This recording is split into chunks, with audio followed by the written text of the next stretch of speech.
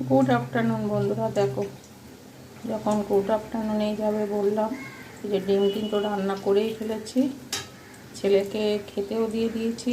আর এই যে ডাল, আর এই যে বাঁধাকপির বড়া। তোমাদের একটা কথা বলা হয়নি, এতে বেসন, চালের গুঁড়ো আর একটুখানি সুজি দেওয়া আছে, বুঝেছো? এটা দিয়েছি। আশা করি দেখো ভালোই, দেখো কড়াও হয়ে গেছে, ছেলেকে আরও খেতেও দিয়ে দিয়েছে। আমার রান্না কমপ্লিট হয়ে গেছে, এইটুকু করলে আমার হয়ে যায়। আর এইটুকু আছে। ভাত তো দেখিয়ে দিয়েছি, ছেলে খেয়েও নিয়েছে, বেরিয়ে যাবে।